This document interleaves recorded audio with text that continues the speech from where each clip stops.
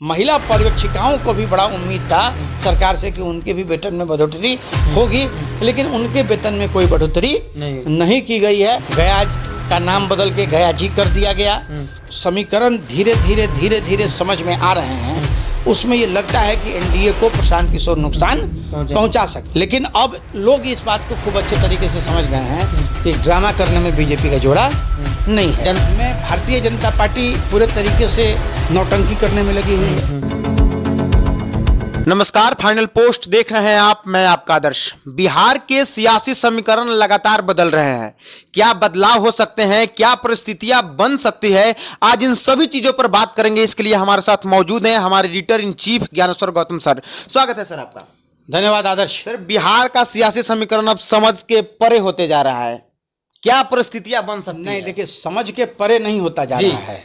Confusion की स्थिति धीरे धीरे और बढ़ती जा रही है। शुरुआती दिनों में जब प्रशांत किशोर ने अपने जन स्वराज की तैयारी प्रारंभ की, उनकी पदयात्रा शुरू हुई, उस समय प्रशांत किशोर को कोई कॉग्निजेंस नहीं ले रहा था, हल्के में ले रहे थे।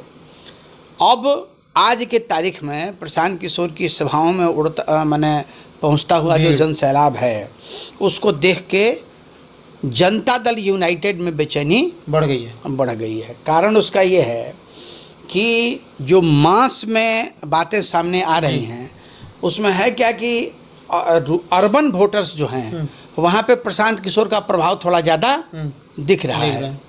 अर्बन वोटर्स जो हैं वहाँ पे भारतीय जनता पार्टी और जदयू की उपस्थिति रही है। भाजपा की थोड़ी ज़्यादा रही है, जदयू की थोड़ी कम रही है।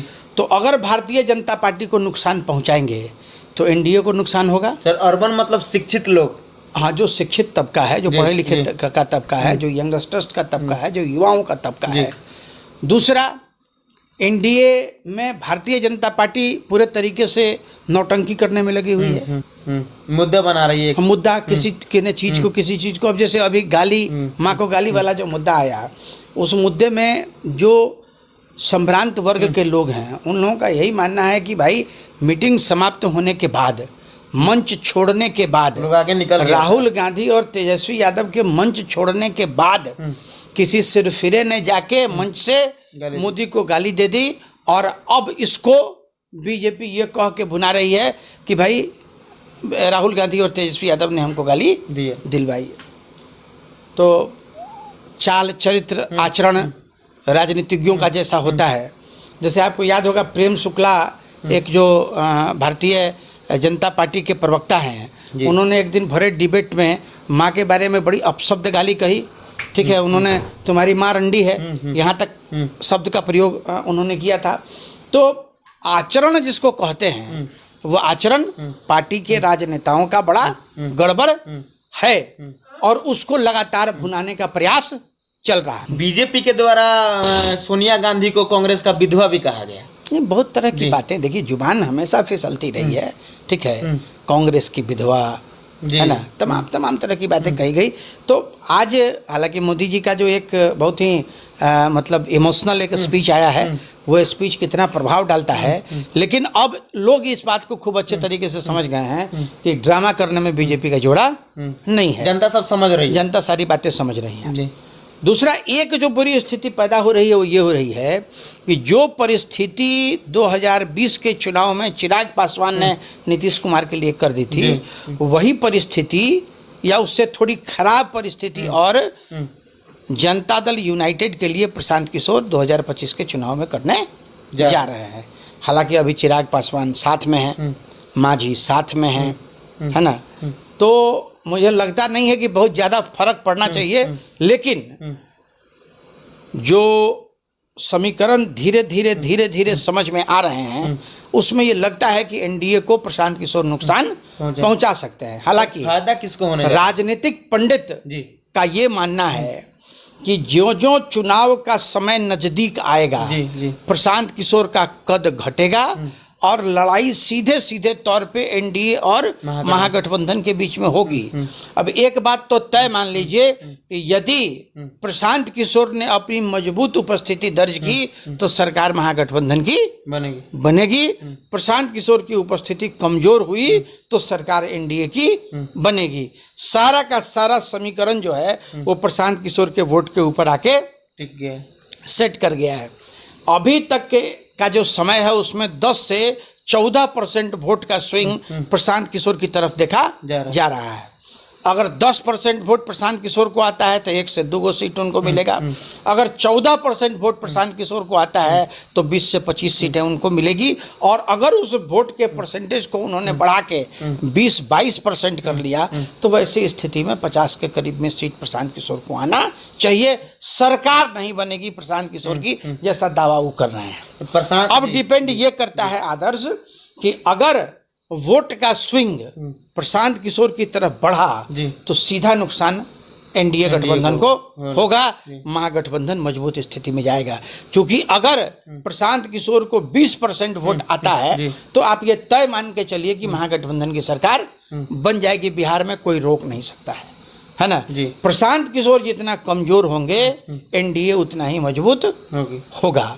अब देखना ये है, क्योंकि सरकार ने भी अपना खजाना खोल रखा है।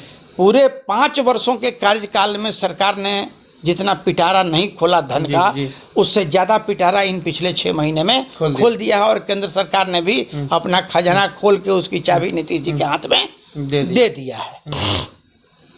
आज भी मुख्यमंत्री गया जी थे, पितृपक्ष मेला का जो था उद्घाटन था, है ना।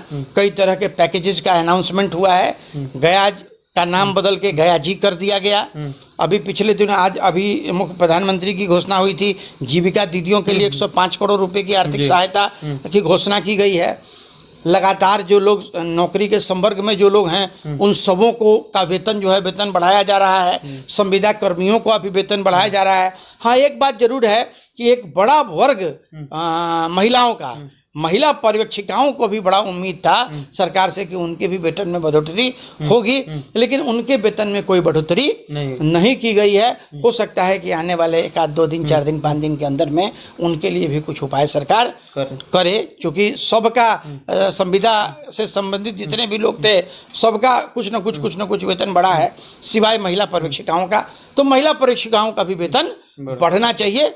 और हमको लगता है कि 1 हफ्ता 10 दिन में, मतलब इलेक्शन के नोटिफिकेशन आचार संहिता लागू होने के पहले हो सकता है कि सरकार महिला पर्यवेक्षिकाओं को भी कुछ बढ़ाए। हाँ, महिला पर्यवेक्षिकाओं का वेतन बढ़े।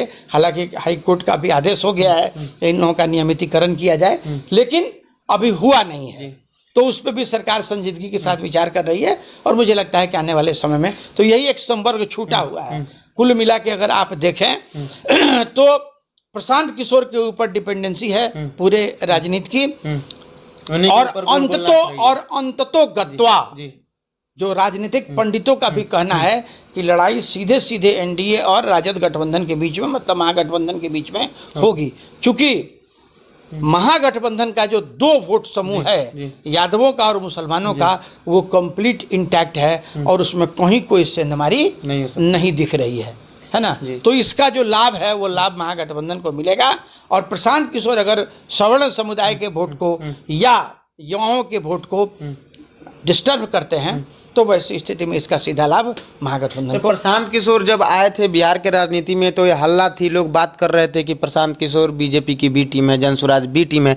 लेकिन देखा जा रहा है कि बीजेपी को ही ज़्यादा नुकसान पहुंचा रहा है। नहीं, देखिए, बीजेपी के बी टीम की चर्चा जरूर हुई थी, लेकिन उस समय भी जो राजनीतिक पंडित थे उन लोगों ने यही कहा था कि नुकसान बीजेपी का नहीं, बीजेपी का ही होगा, नुकसान आरजेडी का नहीं होगा। क्योंकि आरजेडी का 2 वोट बैंक जो है 14% यादव और 19% मुसलमान, मतलब ये जो 31% वोट है, 33%, ये 33% वोट में कहीं से कोई सेंधमारी इसमें नहीं है।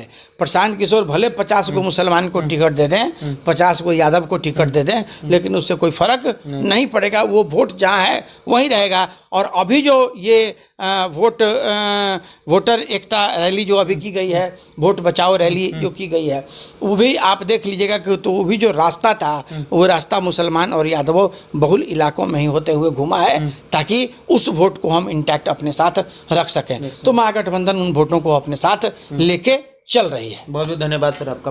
जैसा कि आपने देखा कि आने वाले समय में बिहार की राजनीति जो हमेशा बदल रही है, अब प्रशांत किशोर के कंधे पे है और प्रशांत किशोर के इर्द गिर्द घूम रही है। अब प्रशांत किशोर के ऊपर टिका है कि बिहार में किसकी सरकार बनने जा रही है। आपकी क्या राय है, कमेंट बॉक्स में इसकी जानकारी दीजिए। देखते रहिए फाइनल पोस्ट। बहुत बहुत धन्यवाद।